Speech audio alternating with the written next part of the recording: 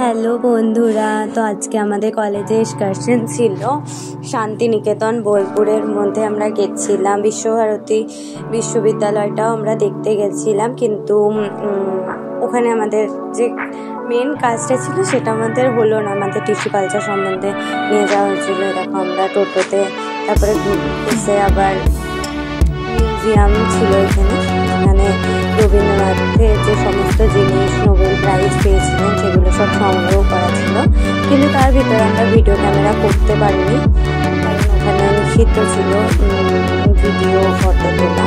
তো জায়গাটা দেখো, খুবই সুন্দর আর মনোরম পরিবেশ।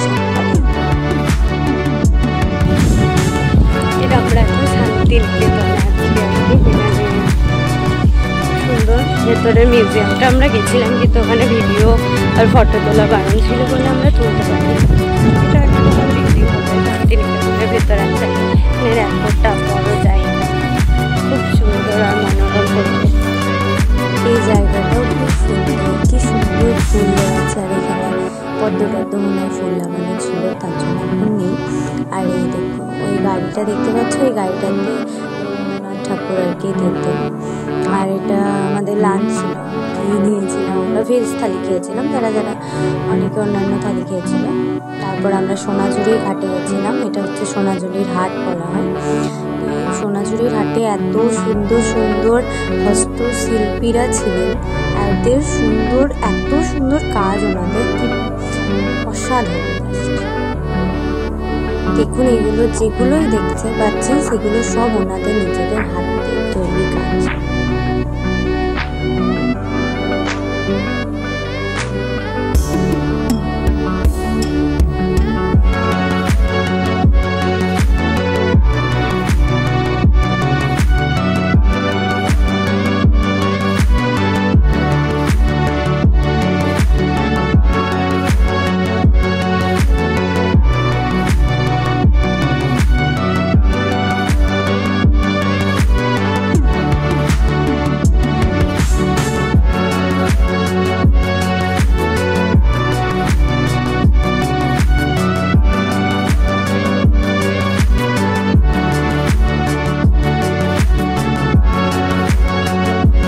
তারপরে এটা সুন্দরবনের যে সাঁওতালি নাচ হয় সেটা আমরা দেখলাম।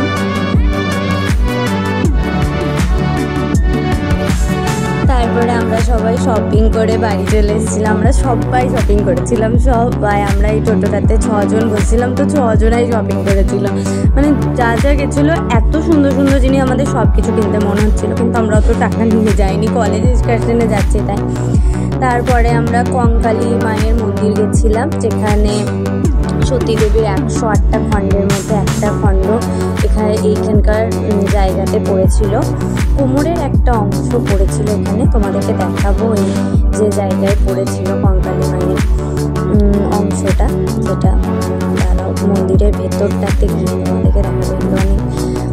এটা ভেতরটা খুবই সুন্দর পরিবেশ আর কি। এখানে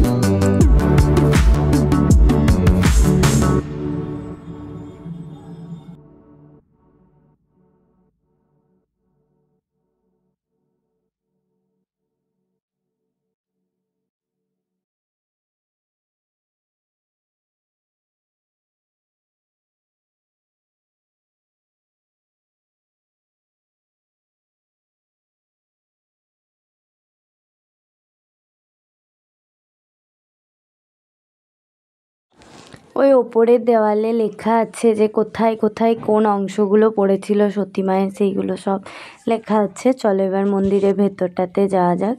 মন্দিরের ভেতরটাও খুব সুন্দর, মূর্তি করে পুজো হয় আর কি। এখানে একটা মূর্তি আছে, তো আমরা গিয়েছিলাম মূর্তিটা দেখতে ঠাকুরের। চলো যাই ওইদিকের মূর্তিটা, এদিকে ঢুকে গিয়ে মূর্তিটা হয়। আমরা পুষ্পও নিয়ে এসেছিলাম ওখান থেকে। আমরা পুজো দিতে পারিনি, কারণ আমরা বাড়ি আসার পথে গেছিলাম, তার জন্য পুজো দিতে পারিনি। দেখো মায়ের মুখটা খুবই সুন্দর, আর তোমাদেরকে যেখানে পড়েছে সেটাও দেখাবো এরপরে। এই দেখো এই জায়গাকার পুকুরের ওই মধ্যেখানটাতে পড়েছিল সতী মায়ের একটা যে কোমরের অংশ, ওইটা। টাটা বন্ধুরা।